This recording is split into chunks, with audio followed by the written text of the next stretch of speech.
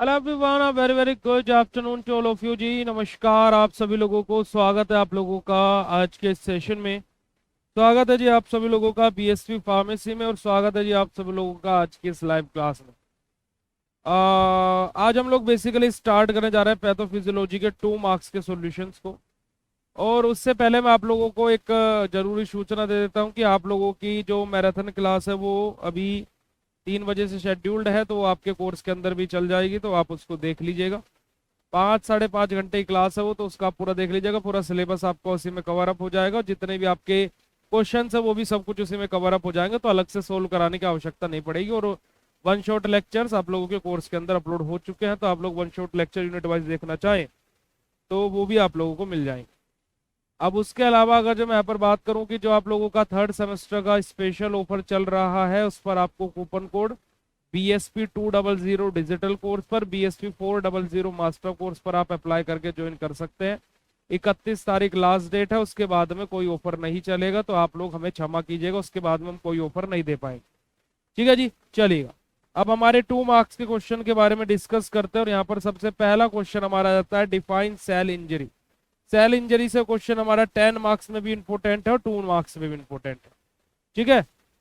अब इसके अलावा यहाँ पर मैं बात करूं तो देखिए, एक बहुत ही दुख का विषय ये है कि हमारे लिए कि आप लोगों में से कल बहुत ही 1 या 2 बच्चों ने ही खाली पेपर सेंड किया और ना ही फीडबैक सेंड किया। जान करके बड़ा दुख हुआ और देख करके भी बड़ा ही दिल को सदमा लगा कि इतना सब कुछ करने के बाद में भी ये फीडबैक मिलता फार्मेसी के बच्चों की तरफ से। इसी वजह से मेरा मन अब उठ चुका है कि आप लोगों को पढ़ाने का भी मन नहीं करता है। ठीक है, क्योंकि कि आप लोगों के लिए कितना भी कर लो, मेरा मानना ये है कि 3 साल में जितना फार्मेसी के स्टूडेंट्स के लिए किया है, अगर जो इतना 10वीं 12वीं के बच्चों के लिए कर लेता तो शायद आज वो मेरी मूर्ति ना बनवा देते कहीं। समझ रहे? क्योंकि कि अब थोड़ा सा दुख होता है इन चीजों को देख करके कि इतना सब कुछ करने के बाद में भी रिटर्न में अगर जो कुछ नहीं मिल रहा है तो फिर क्या फायदा करने का, है ना। थोड़ी सी तो एक्सेप्टेशन हम भी आप लोगों से रखते हैं कि अगर जो हम आपको कुछ भला कर रहे हैं तो आप एटलीस्ट उसके लिए कुछ तो बोले। अब यहाँ पर अगर जो हम लोग बात करते हैं पैथोफिजियोलॉजी के बारे में, टॉप 10 क्वेश्चंस हम लोग डिस्कस करेंगे। ठीक है जी। तो पैथोफिजियोलॉजी में सबसे पहला क्वेश्चन हमारा सेल इंजरी से, कि सेल इंजरी क्या होता है उसके बारे में हम लोगों को डिस्कस करना है। देखिए, सेल इंजरी के बारे में बात करें तो सेल इंजरी बेसिकली एक तरीके से नाम से ही हमें पता लग रहा है कि किसमें हमारी इंजरी हुई है ना, किसमें हमारी इंजरी हुई है, सेल में। तो देखिएगा, सेल इंजरी बराबर है ना, cell can not maintain homeostasis due to the stress. अपना कि स्ट्रेस के कारण वर्ष क्या है कि जो हमारी सेल है, जो हमारी सेल है वो होम्योस्टेसिस को मेंटेन ना कर सके, तो सेल इंजरी हमारा क्या है बेटा जी, यही हमारा होता है। अगर जो सिंपल लैंग्वेज में बोले तो सेल इंजरी क्या होता है बेटा जी हमारा, कि हमारी सेल इंजरी बराबर होता है कि हमारा सेल क्या है, मेंटेन नहीं कर पा रहा है। ठीक है, किसको, होम्योस्टेसिस को। ठीक है जी, चलिएगा। कोजेस के बारे में बात करें तो हमारा हाइपोक्सिया सबसे बेस्ट कोज होता है हमारा। केमिकल एजेंट्स की वजह से सेल इंजरी हो सकती है, बायोलॉजिकल एजेंट्स की वजह से हो सकती है, हमारा जो जो न्यूट्रिएंट्स हम लोग लेते हैं, तो जो हमारा क्या है, न्यूट्रिशनल इनबैलेंस की वजह से भी, कि सही तरीके से बॉडी को न्यूट्रिशन नहीं मिल पा रहा है, बॉडी का पालन पोषण हम सही तरीके से नहीं कर रहे हैं, तो भी सेल इंजरी हो सकती है। और जेनेटिक डिफेक्ट भी हमारा ये हो सकता है ना, ये चीज हमारी क्या है, जेनेटिक डिफेक्ट भी हो सकता है। जैसे आपने देखा होगा कि मतलब कि हर किसी में नहीं होता, जैसे किसी के अगर जो फादर है ना, या फिर किसी की जो मदर है, अगर जो वो क्या है कि थोड़ा सा वीक टाइप की है, यानी कि बीमार बीमार सी रहती है, कमजोर कमजोर सी है, तो आप देखिएगा कि जो उनका डॉटर होगी या फिर जो उनका सन होगा वो भी वीक ही होगा, वो हष्ट पुष्ट नहीं हो सकता है। समझ रहे हैं आप लोग? ये यही चीज हमारी क्या होती है, जेनेटिक क्या है बेटा जी, हमारा डिफेक्ट के अंतर्गत आती है। अब जो सेल इंजरी होती है उसके टाइप की बात करें तो 2 तरीके के होते हैं, एक होता है रिवर्सेबल और एक होता है नॉन रिवर्सेबल। अगर जो बात करते हैं रिवर्सेबल इंजरी और नॉन रिवर्सेबल इंजरी, जिसको हम लोग इरिवर्सेबल इंजरी को भी बोल सकते हैं। रिवर्सेबल इंजरी भाई नाम से पता लग रहा है कि अगर जो इंजरी हुई तो वापस हम इसको रिकवर कर सकते हैं, नॉर्मल कर सकते हैं। सेल यहाँ पर स्वेल होगी, है ना, फैटी चेंज होगा हमारा यहाँ पर, इरिवर्सिबल इंजरी में हमारा क्या होगा बेटा जी, हमारा एपोस्टोसिस हमारा आएगा। और यही दोनों की दोनों टर्म जो इरिवर्सिबल इंजरी है, अगला क्वेश्चन हमारा इसी के ऊपर बनता है ना। आगे यहीं पर तीसरा क्वेश्चन है ये इरिवर्सिबल इंजरी से ही हमारा क्वेश्चन बनता है। ठीक है, इसी वजह से मैं आप लोगों को बोलता हूं कि आप लोगों को कंप्लीट चीजें पढ़नी होती है बेटा जी। जैसे सेल इंजरी हमने आपको 7 और 10 मार्क्स में लिखवाया, 7 एंड 10 मार्क्स। अब भाई 7 और 10 मार्क्स में हमने आपको बोला भैया सेल इंजरी डीपली पढ़ लेना। अब आपने अगर जो सेल इंजरी डीपली पढ़ा तो ऑब्वियसली आप रिवर्सेबल और इरिवर्सेबल इंजरी भी पढ़ेंगे, और रिवर्सेबल और इरिवर्सेबल इंजरी भी पढ़ेंगे तो ऑब्वियसली आप इनको भी पढ़ेंगे, सेल स्वेलिंग, फैटी चेंजेस को भी।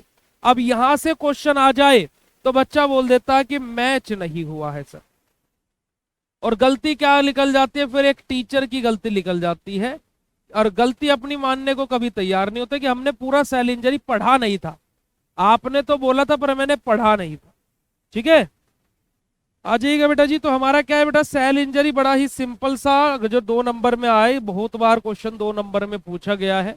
तो बस हम लोगों को क्या लिखना है, डेफिनेशन लिखनी है। अब देखो हमारा क्या होता है कि अब यहाँ पर अगर जो आप इन सॉल्यूशंस को देखोगे, अब ऐसा नहीं कि आपने सेल इंजरी पहले नहीं पढ़ा है, आपने पहले भी पढ़ा हुआ होगा, पहली यूनिट है ऑब्वियसली सभी ने पढ़ी होगी। याद नहीं है वो अलग बात है, पर पढ़ा सभी ने होगा।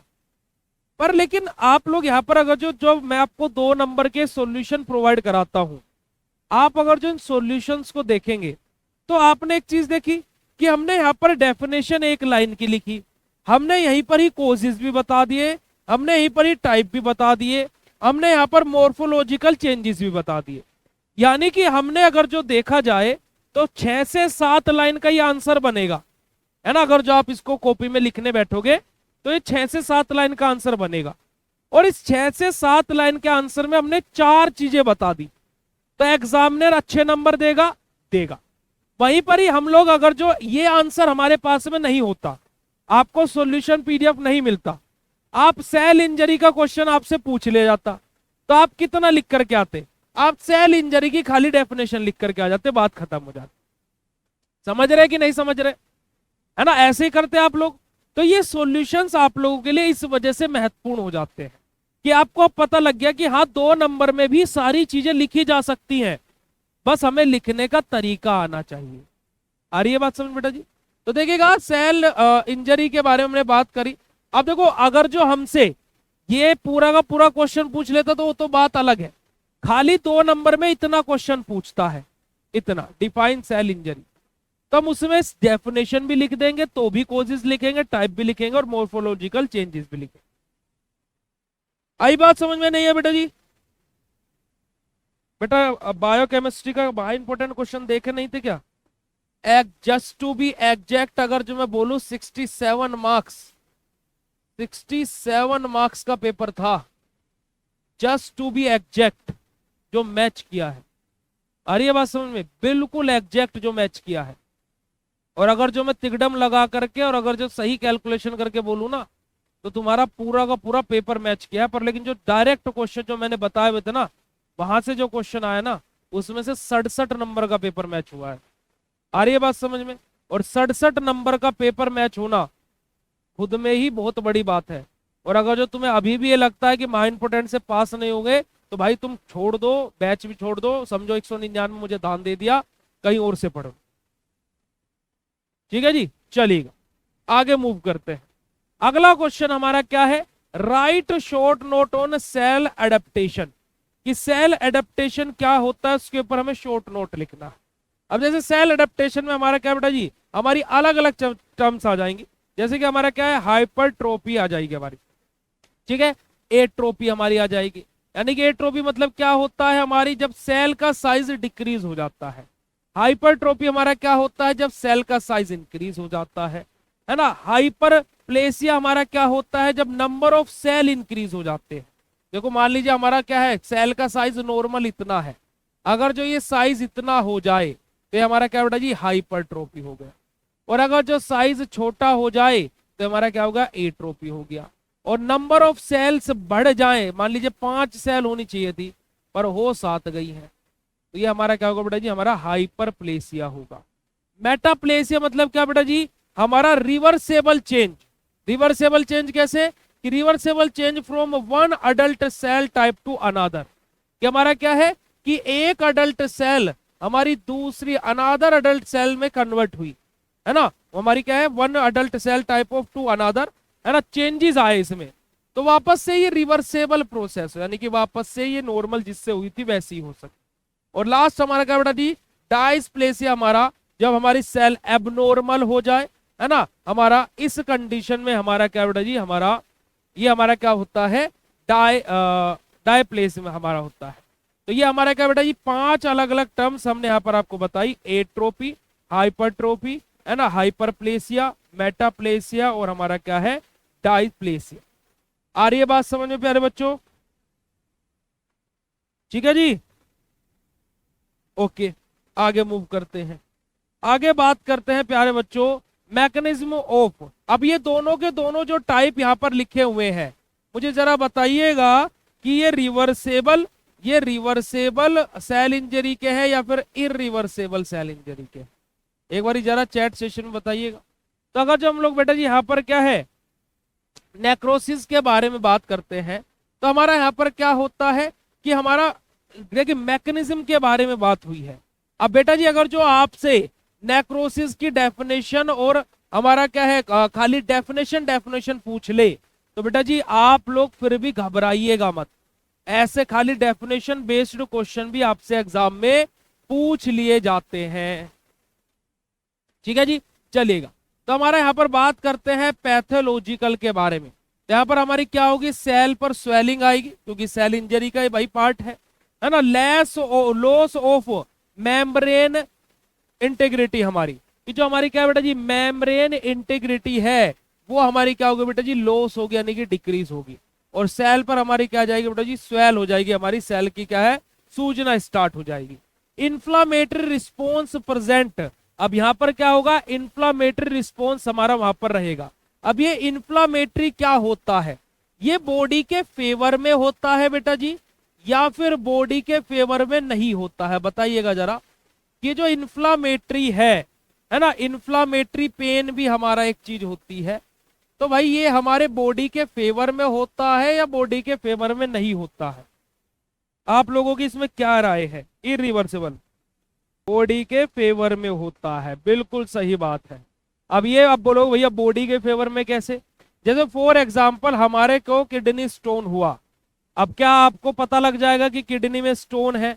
नहीं, पर बॉडी हमारी क्या करती है इन्फ्लामेशन करती है, वहां पर पेन प्रोड्यूस करती है ना, जिस कारणवश हमें पता लगता है कि हमारे कुछ ना कुछ स्टमक में पेट में दिक्कत है।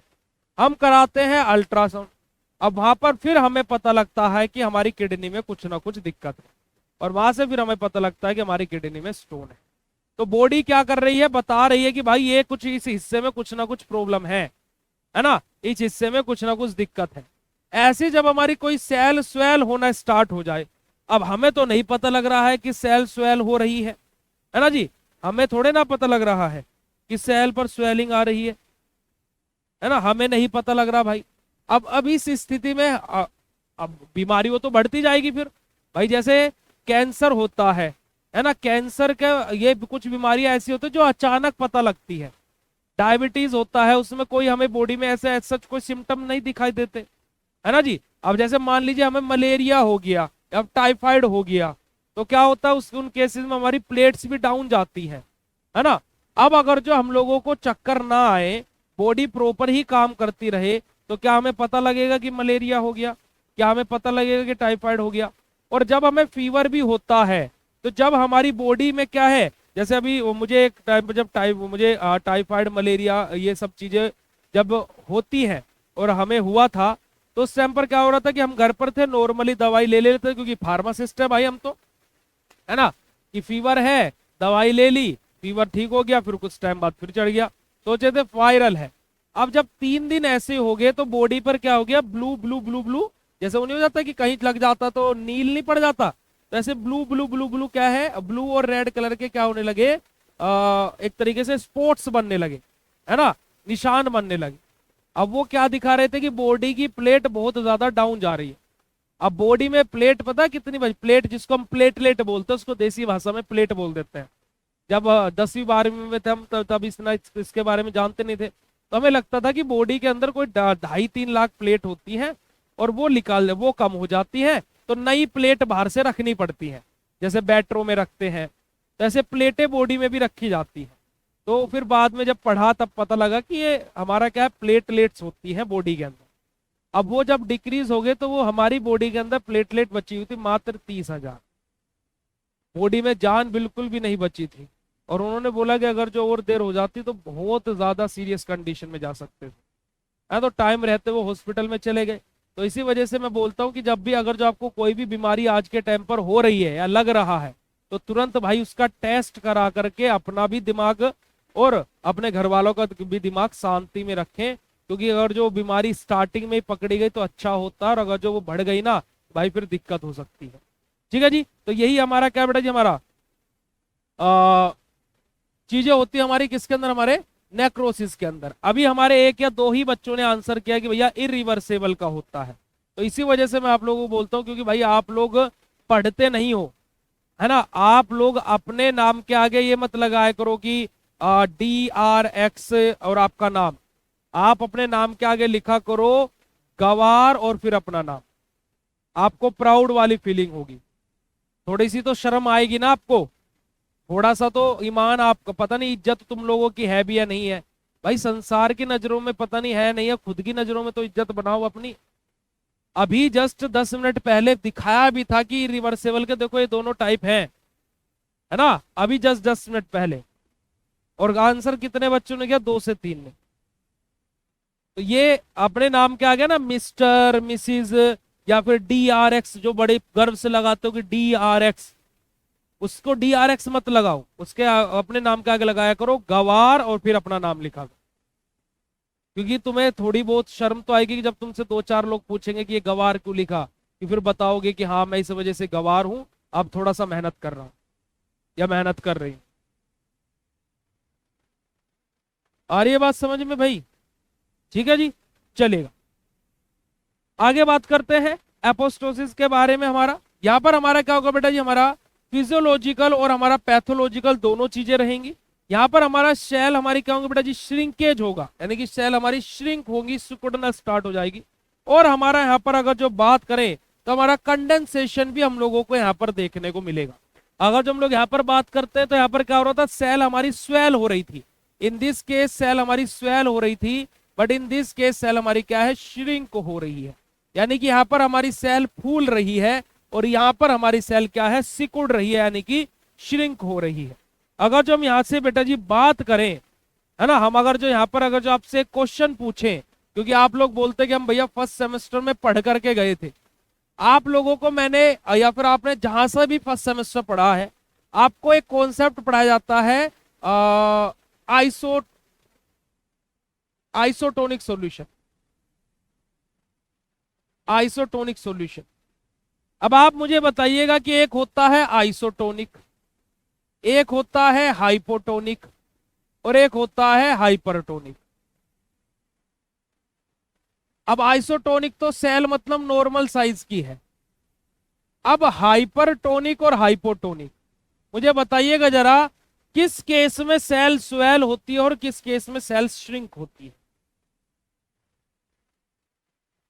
बताइएगा जरा कि कौन से केस में सेल स्वेल होती है और कौन से केस में सेल श्रिंक होती है। दूध का दूध पानी का पानी हो गया बेटा जी कि तुम कितने पढ़ करके गए थे। अगर जो तुम्हारी बैक लगती है तो वो सही लगती है, उसमें किसी को इल्जाम मत दीजिए कि इसकी मेरी बैक इस यूनिवर्सिटी ने कॉपी बेकार चेक करी। प्रियंका बेटा वेरी गुड। हाइपोटोनिक में स्वेल और हाइपो में श्रिंक, वेरी गुड बेटा जी सुनील, बहुत अच्छे। जितने भी ये बोल रहे थे ना कि हाइपर में स्वेल होगी, बेटा आपकी अगर जो बैक लगी है तो अब किसी को इल्जाम मत देना कि बैक लगी। और बेटा जी देखो, अब चाहे किसी का आंसर बदल रहा हो, कुछ भी हो रहा हो, प्यारे बच्चों आप लोगों ने चैट सेशन अभी देखा होगा कि हाइपर में स्वेल कितने सारे बच्चों ने बोला, देखा था अभी। अब आपको पता लग गया होगा कि बैक सही आती है। मैं सही बोल रहा हूँ नहीं बोल रहा हूँ, चैट सेशन में आंसर कीजिएगा, मैं आप लोगों के ऊपर छोड़ता हूँ ये बात भी मैं आप लोगों के ऊपर छोड़ता हूँ। भाई हाइपरटोनिक में क्या होता है, सेल का कंसंट्रेशन तो वैसे ही रहता है, बाहर का कंसंट्रेशन अंदर के कंसंट्रेशन से कम होता है। मतलब कि सेल का कंसंट्रेशन बाहर के कंसंट्रेशन से ज्यादा होता है। तो सेल के अंदर तो 10 ही मॉलिक्यूल है मान लीजिए, अब बाहर का कम हो गया, तो सेल के अंदर से बाहर की तरफ पार्टिकल मूव्स करते हैं, ताकि कि अंदर और बाहर का कंसंट्रेशन सेम हो सके। अब जब आपके पेट में 10 रोटियां आ सकती हैं, और आपको अगर जो 4 रोटी दी जाए, तो आपका पेट सिकुड़ोगे या मोटा हो जाएगा? सिकुड़ जाएगा ना। तो भाई आपका क्या है, ये सेल क्या हो जाएगी, श्रिंक हो जाएगी हाइपरटोनिक के केस में। और हाइपोटोनिक में क्या है, सेल के अंदर तो अभी भी 10 ही मॉलिक्यूल है, वो चेंज नहीं हो रहे हैं, पर बाहर का कंसंट्रेशन बढ़ गया है। अब चीज इक्विलिब्रियम करने के लिए जो बाहर की चीजें हैं वो क्या होती हैं, सेल के अंदर मूव होना स्टार्ट हो जाती हैं, जिस वजह से जो सेल का नॉर्मल साइज है, हमारा सेल नॉर्मल साइज से और ज्यादा बड़ी हो जाती है, यानी कि स्वेल हो जाती है। समझे? तो ये चीजें होती हैं। तो भाई यूनिवर्सिटी को किसी और को गाली देने से कोई मतलब नहीं निकलता है। आप अपने गिरबान में जाकर के देखिए कि आप कितनी मेहनत कर रहे हैं। अभी हम लोग इन्फ्लामेशन के बारे में बात कर रहे थे प्यारे बच्चों। What is inflammation? इन्फ्लामेशन क्या होता है? देखिए इन्फ्लामेशन अभी हमने आपको बताया कि हमारी बॉडी के फेवर वाली चीज होती है। यहाँ पर डेफिनेशन में भी देखिएगा कि protective response of body to injury, कि हमारी किसी भी इंजरी को लेकर के प्रोटेक्टिव रिस्पॉन्स प्रोड्यूस करना। कि जैसे आप लोगों को मान लो यहाँ पर कुछ कट लगा, कभी कभी क्या होता है कि हम लोगों को मान लीजिए हाथ पर कट लग गया, कभी ना कभी आपके साथ में भी ऐसा हुआ होगा, और आपको पता नहीं लग रहा है कि आपके हाथ में कट लग गया, क्योंकि बॉडी अभी आपको रिस्पॉन्स दे ही नहीं रही है।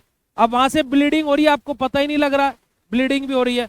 और कभी ऐसा हुआ हमारे साथ में हुआ, क्योंकि जब हम कबड्डी खेला करते थे, तो मैं अगर जो एक इंसिडेंट की बात करूं, तो जब हम लोग फाइनल खेल रहे थे, हमारा गांव में टूर्नामेंट था, तो फाइनल जब हम खेल रहे थे, तो मैं राइट कवर खेला करता था, मैंने आपको बताया था। तो जब मैंने कवर पर जाकर के डैश किया रेडर को, तो उस टाइम पर क्या हुआ कि हल्का सा कुछ सामान जो कोट रहता है, मिट्टी में हम लोग खेला करते थे, तो बाहर की तरफ कुछ रखा हुआ था, तो वो उसमें मेरा हाथ लग गया, और मुझे गेम के टाइम पर पता नहीं लगा, उसमें मिट्टी विट्टी लग गई, तो मुझे पता नहीं लगा कि वो ब्लीडिंग हो रही है। अब वो ब्लीडिंग इतनी ज्यादा हो रही थी कि जब मैं हाथ ऐसे पड़ के खड़ा, तो मेरे हाथ में से खून टपक रहा था। तो मुझे पीछे जो खड़े रहते हैं, थर्ड जो चैन रहती है, उन्होंने बताया कि तेरे हाथ से खून निकल रहा है। तो टाइम ब्रेक लिया हम लोगों ने, देखा तो वो बहुत ज्यादा ब्लीडिंग हो रही थी, पर मुझे पता ही नहीं लग रहा था। पर जब वो ब्लीडिंग मैंने देखी, तब दर्द होना शुरू हुआ, तब रिस्पॉन्स प्रोड्यूस हुआ कि भाई इस पे कुछ लगा ले। है ना, होता है ना ऐसा कि हमें जब कट लग गया तब दर्द नहीं हो रहा है, पर जब कट वो क्या है दिखता है, उसके बाद में दर्द होता है ना जी। तो हमारा क्या है बेटा जी, हमारा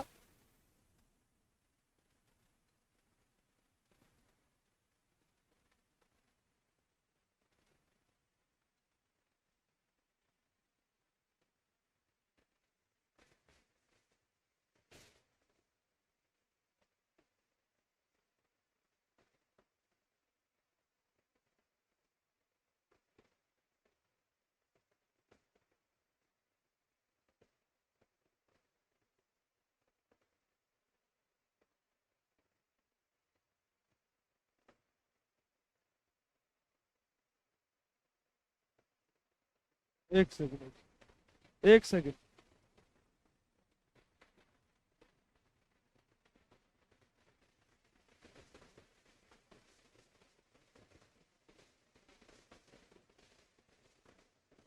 बेटा देखो, मैं इसी वजह से बोलता हूँ कि confidence is a good thing, but over confidence is very very bad thing. ठीक है,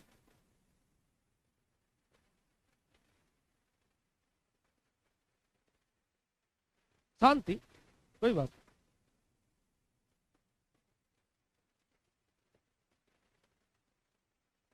देखिए कहीं मैं कुछ गलत ना लिख दूं। इन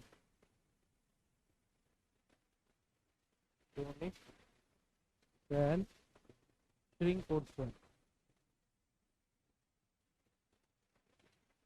बेटा आंख खोल कर देखना, गूगल मेरे बाप का नहीं है। In hypertonic solution the cell will shrink. ठीक है, क्लियर हुआ बेटा? ठीक है बेटा। क्लियर हुआ है नहीं हुआ? किसने पढ़ाया था फर्स्ट सेमेस्टर में? ओके, तो डोंट एंग्री मी।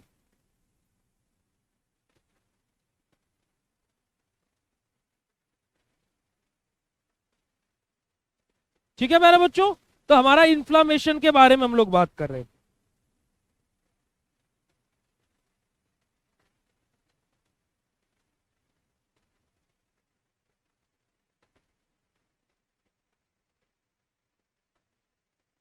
ठीक है जी, हमारा क्या है बेटा जी, इन्फ्लामेशन के बारे में हम लोग बात कर रहे हैं।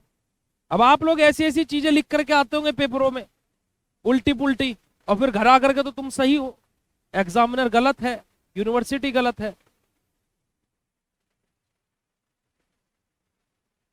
ठीक है जी, आ जाइएगा।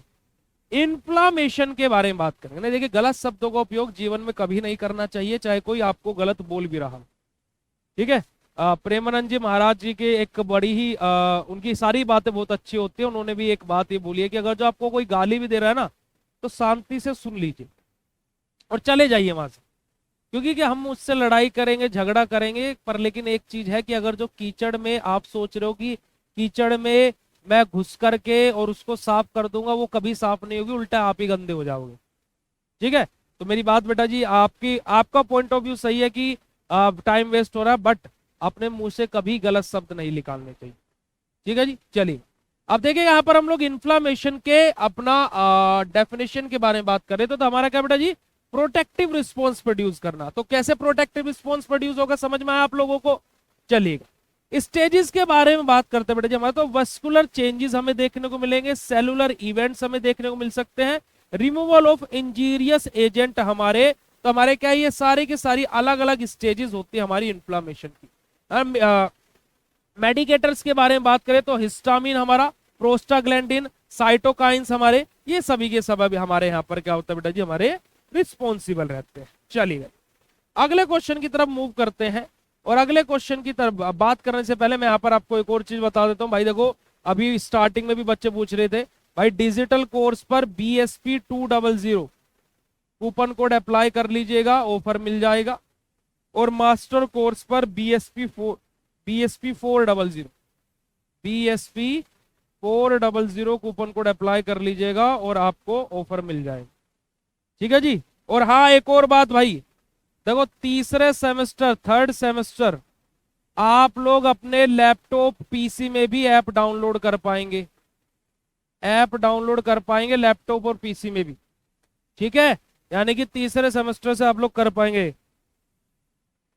ठीक है, चलिएगा आगे की तरफ मूव करते हैं, और आगे बात करते हैं प्रोसेस ऑफ वाउंड हीलिंग, कि हमारा जो हीलिंग होती है उसकी क्या बेटा जी, क्या प्रोसेस होती है। तो देखिएगा, फेजेस के बारे में बात करें तो हमारा होम्योस्टेसिस, यानी कि हमारी जो बॉडी है भाई, वो खुद भी भाई कोई भी बीमारी हो, ए से लेकर के जेड तक, कितनी भी छोटी और कितनी भी बड़ी बीमारी हो बेटा जी, हमारी बॉडी खुद भी प्रयास करती है कि वो उस प्रॉब्लम को सॉल्व कर सके। इसी चीज वजह से मैं आपको बोलता हूं कि अपनी बॉडी से बहुत सारी चीजें सीखनी चाहिए। कैसे सीखनी चाहिए बेटा जी? भाई एक बात बताइए कि आप लोगों की मान लीजिए बैक आई, जब तक आप प्रयास नहीं करेंगे आपकी बैक क्लियर हो सकती है क्या बेटा जी? चाहे दुनिया का कोई भी, या फिर ऊपर से भगवान भी नीचे आ जाए, क्या आपकी बैक क्लियर हो सकती है जब तक आप प्रयास नहीं करेंगे? बताइएगा प्यारे बच्चों, क्या आप भी आपकी बैक क्लियर हो सकती है? हो सकता नहीं हो सकता बेटा जी? वो नहीं हो सकता, है ना, आपका बैक क्लियर नहीं हो सकता। ठीक है, ऐसे ही अगर जो हमारी बॉडी को कोई घाव लगा है, कोई चोट लगी है, तो जब तक बॉडी प्रयास नहीं करेगी तब तक वो बीमारी ठीक नहीं हो सकती है ना। जैसे डॉक्टर्स भी आपने पिक्चरों में देखा होगा कि इनका शरीर साथ नहीं दे रहा है। जैसे आप कहीं माउंटेन की ट्रैकिंग कर रहे हो, कहीं ऊंचाई पर ट्रैकिंग कर रहे हो, फिर कोई नया ट्रैक आप देख रहे हो, कोई नई चीज कर रहे हो, तो जैसे आप बोलते हो भैया शरीर तो करना चाहता है पर दिमाग साथ नहीं दे रहा है। जब आपकी बॉडी प्रयास ही नहीं करेगी, आपकी बॉडी बोलेगी नहीं कि तू कर सकता है, तो नामुमकिन चीज भी मुमकिन हो जाएगी। और जब आपकी बॉडी ये बोल देगी कि तू नहीं कर सकता, तो मुमकिन चीज भी नामुमकिन हो जाएगी। समझ रहे हो, समझ रहे हो कि नहीं समझ रहे हो? तो वही चीज है कि हमारी बॉडी भी हर एक प्रॉब्लम को सोल्व करने का प्रयास करती है, तो भाई हम क्यों नहीं करते, हम भी करते, हमें भी करना चाहिए। उसके अलावा हम लोग बेटा जी यहाँ पर इन्फ्लामेशन हमें देखने को मिल सकता है।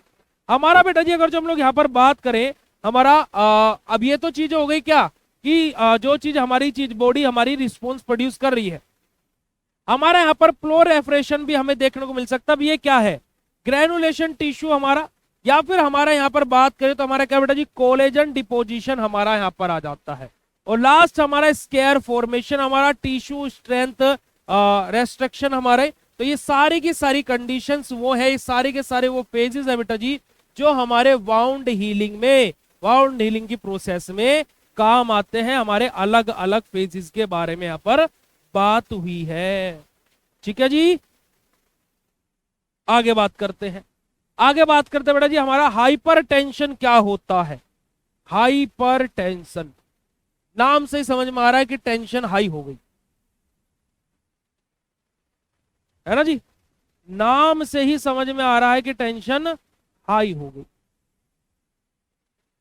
Hyper tension.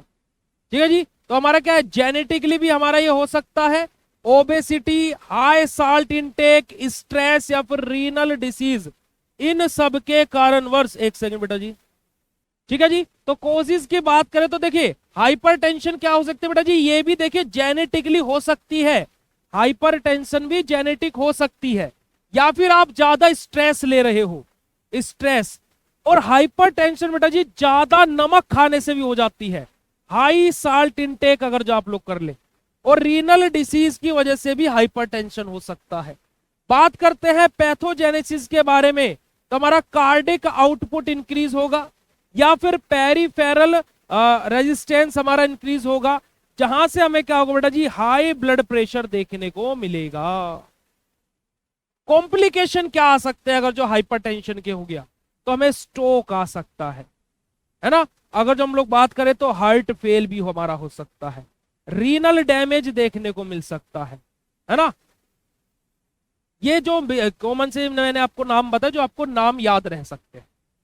ठीक है जी, अब हाइपरटेंशन में ये सारी चीजें आप लोग खाली हाइपरटेंशन के बारे में लिख देते, पर हमने देखो जब एग्जामिनर इसको देखा कितना खुश हो जाएगा, यार इतने, इसने 2 नंबर के आंसर में कोजेस भी लिख दिए, इसने कॉम्प्लिकेशन भी लिख दी, और इसने पैथोजेनेसिस भी लिख दिया। यार बड़ा स्मार्ट बच्चा है।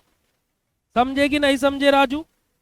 अगर जो समझे हो तो हार्ट वाला इमोजी चैट सेशन में फटाफट भेज देंगे सभी लोग।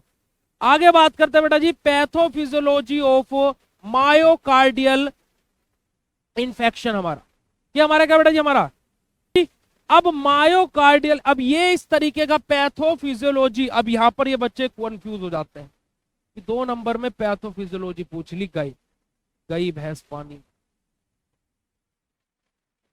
अब क्या करेंगे भैया, कैसे करेंगे? तो ये रहा आंसर, कोजेज लिखेंगे, ठीक है, उसके अफेक्ट लिखेंगे, और हमारे क्या बेटा जी उसमें चेंजेस के बारे में बात करेंगे।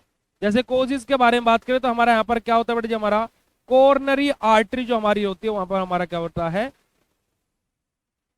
ऑक्यूलेशन हमें देखने को मिलता है, यानी कि ऑक्यूलेशन ऑफ कोरोनरी आर्टरी हमारा। ठीक है जी, अब यहीं पर बात करें इफेक्ट के बारे में, तो हमें यहाँ पर क्या बेटा जी, हमारा इंसोमिया हमें देखने को मिलता है। ठीक है, अब इससे हमारा क्या होता है, इरिवर्सेबल हमारा रहता है मायोकार्डियम हमारा। ये क्या होता है बेटा जी, इरिवर्सेबल होता है। क्या होता है, इरिवर्सेबल। अगर जो ये इफेक्ट हमें देखने को मिले तो हमारा क्या होता है बेटा जी, इफेक्ट इरिवर्सेबल होता है। अगर जो हम लोग बात करें चेंजेस के बारे में, तो हमें क्या है बेटा जी, हमें सीवियर चेस्ट पेन देखने को मिलेगा, है ना भाई। हमारी बॉडी में क्या क्या चेंजेस आएंगे, हमें सीवियर चेस्ट पेन देखने को मिलेगा, है ना। ईसीजी हमारा चेंज हो जाएगा भाई, अगर जो मैं अभी नॉर्मली अपना ईसीजी कराऊं तो मेरा अलग आएगा, वहीं पर ही अगर जो मैं मायोकार्डियल के केस में अपना ईसीजी कराऊं तो मेरा ईसीजी अलग आ गया ऑब्वियसली, या सेम आएगा दोनों कंडीशन में? नहीं, तो हमारी चेंजेस हो रहे हैं ना, ईसीजी में चेंजेस आएंगे, है ना। कार्डिक एंजाइम हमारे इंक्रीज हो जाएंगे, जैसे कि हमारा CKMB हमारा, है ना, हमारा टर्पोनोइन हमारा, ये जो हमारे एंजाइम्स है ये इंक्रीज हो जाएंगे। तो ये सब चेंजेस हमारी बॉडी में देखने को मिलेगा, और सबसे ज्यादा में क्या है, सीवियर चेस्ट पेन देखने को मिलेगा, है ना। चेस्ट पेन बहुत ज्यादा तगड़े वाला यहाँ पर देखने को मिलेगा, ऐसा लगेगा कि छाती फाड़ के फेंक दे, इतना ज्यादा पेन देखने को मिलेगा। है ना। कभी कभी आपने देखा होगा कि जब हमें हमारे गैस बन जाती है, तो गैस की कंडीशन में भी हमारी चेस्ट में इतना हद से ज्यादा पेन होता है कि ऐसा लगता है कि छाती फाड़ दे और इसमें जो अंदर है वो बाहर निकाल कर रखते। होता है ना कभी कभी, अगर जो आपको कभी सीवियर पेन, चेस्ट पेन हुआ हो या फिर आपके घर में किसी को हुआ हो, तो बहुत तगड़े वाला पेन होता है। तब देखिएगा जब हमारे हार्ट से रिलेटेड कोई चीज होगी, है ना, जब जिसको हार्ट अटैक आ रहा होगा उसको कितना तगड़ा पेन हो रहा होगा उसके चेस्ट में, हम तो एंज्यूम भी नहीं कर सकते हैं।